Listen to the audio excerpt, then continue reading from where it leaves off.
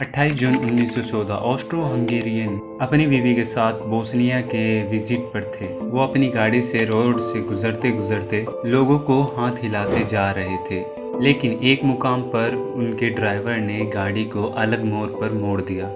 हालांकि ये टर्न गलती से लिया गया था, लेकिन किसको मालूम था एक गलत गली में आने का अंजाम दुनिया को वर्ल्ड वॉर 1 के रूप में देखना पड़ेगा, जिसमें 4 करोड़ लोगों की मौत और अरबों डॉलर्स का नुकसान हुआ। जी हाँ, आइए जानते हैं एक गलत टर्न जो दुनिया को वर्ल्ड वॉर 1 की तरफ धकेल दिया गया।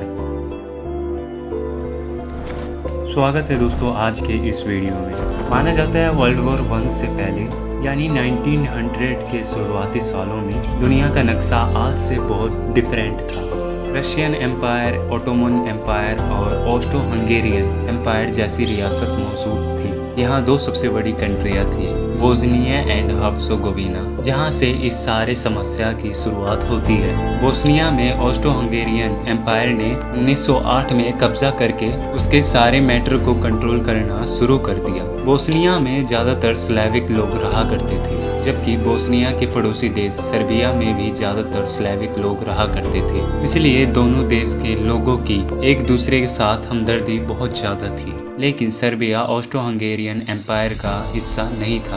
अब इन दोनों मुल्कों के लोग थे तो एक ही, लेकिन इन पर अलग अलग कानून आजमाया जाता था। ऑस्ट्रो हंगेरियन एम्पायर चाहता था सर्बिया पर भी कब्जा करना। इससे बोस्निया समेत सर्बिया भी इनके कंट्रोल में आ जाएगा और इनके आपस की दूरी भी मिट जाएगी। लेकिन यहाँ के लोग ऐसा नहीं चाहते। स्लेविक लोगों में ऑस्ट्रो हंगेरियन एम्पायर के प्लान को लेकर काफी गम और गुस्सा पाया जाने लगा। स्लेविक लोगों की ख्वाहिश थी सर्बिया, बोस्निया और हर्ज़ेगोविना, जहाँ स्लेविक लोग रहते हैं, ये सब चाहते थे कि एक ही आज़ाद मुल्क बना दें। उन्होंने इन देश का नाम भी सोच रखा था यूगोस्लाविया, जिसे ग्रेटर सर्बिया या यूगोस्लाविया का नाम दिया जाए। लेकिन फिलहाल उसे ऑस्ट्रो हंगेरियन एम्पायर से नफरत करने के अलावा और कोई ऑप्शन नहीं था। शायद ऑस्ट्रो हंगेरियन एम्पायर सर्बिया पर अटैक कर भी सकता था, लेकिन उसको डर था रशिया से, क्योंकि रशिया नहीं चाहता था कि ऑस्ट्रो हंगेरियन एम्पायर इस रीजन में ज्यादा ग्रो करे। इसलिए ऑस्ट्रो हंगेरियन एम्पायर ने रशिया से लड़ने के लिए जर्मनी को अपने साथ मिलाकर उनको पैकअप पर रख लिया और रशिया ने फ्रांस के साथ अलायंस बना ली। वहाँ सर्बिया और बोस्निया के नेशनलिस्ट ने आहिस्ता आहिस्ता अपनी आज़ादी के लिए अपनी ऑर्गेनाइजेशन बनाना शुरू कर दी। पहले तो इस ऑर्गेनाइजेशन का मकसद हंगेरियन एम्पायर पर प्रोटेस्ट करने का था, लेकिन वक्त के साथ साथ ये मिलिटेंट में तब्दील होकर खूनरेज़ी पर उतर आई। इसी दौरान प्रणाली की अस्तित्व वजूद पर आई, जिसे ब्लैक हैंड का नाम दिया गया। इस ऑर्गेनाइजेशन का नारा था ग्रेटर सर्बिया को यूगोस्लाविया बनाकर ही दम लेंगे।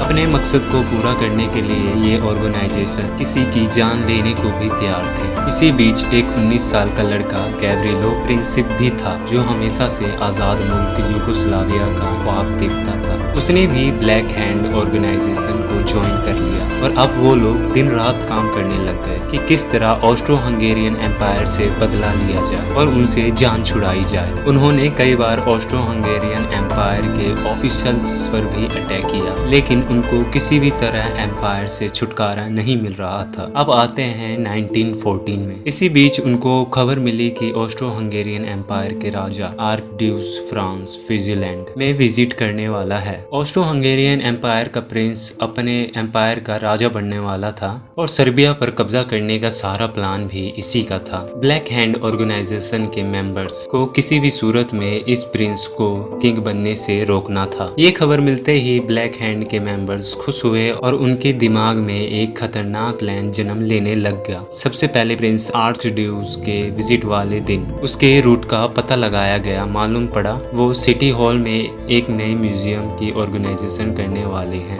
ब्लैक हैंड के मेंबर्स ने एक प्लान बनाया कि उनके 3 लोग डिफरेंट लोकेशन पर लोगों की भीड़ में खड़े होंगे। जिस मेंबर के सामने से भी गुजरेगा वो सबसे पहले ग्रेनेड फेंकेगा और फिर साइनेड पिल यानी कि जान लेने वाली दवाई खाकर पास मौजूद दरिया में कूद जाएगा। प्लान का मकसद ये था कि प्रिंस को मारने के बाद मारने वाला भी मर जाएगा। अगर साइनाइड पिल ने काम भी नहीं किया तो दरिया में कूदने के बाद उसकी मौत तो पक्की है। ऐसा इस वजह से किया जा रहा था क्योंकि ब्लैक हैंड एक सीक्रेट ऑर्गेनाइजेशन थी और वो नहीं चाहते कि किसी भी तरह उनके प्लान का किसी को पता चल सके। जहाँ ब्लैक हैंड के मेंबर्स सारा प्लान बना रहे थे, वहीं ग्लैवलो प्रिंस, जिन्हें बचपन से ही एक आजाद मुल्क का सपना देखा था, जिसे आजादी का भूख सवार था, वह प्रिंस को मारने के लिए अपना अलग प्लान बना रहा था। 28 जून 1914 ये वो दिन था जब इस प्लान को एग्जीक्यूट करना था। लेकिन प्लान बनाना हमेशा आसान होता है और उस पर अमल करना बहुत मुश्किल। ब्लैक हैंड की जानिब से भेजे गए लोगों को ऐसा काम करने का कोई तजुर्बा नहीं था। जब प्रिंस और उनकी वाइफ का काफिला आवाम के सामने से गुजरा तो पहले नंबर का आदमी डर के मारे ग्रेनेड फेंक ही ना सका। जब गाड़ी दूसरे नंबर वाले के सामने से गुजरी तो वो भी डर के कांपने लगा और जितनी देर में वो सोच रहा था उतनी देर में गाड़ी गुजर गई। अब सारी जिम्मेदारी तीसरे नंबर के आदमी पर थी। उसके सामने से जब प्रिंस की गाड़ी गुजरी तो उसने जल्दी से बॉम्ब फेंक दिया, लेकिन उसका निशाना ठीक नहीं था। ग्रेनेड प्रिंस की गाड़ी के बजाय पिछली गाड़ी से भी दूर जा, जिससे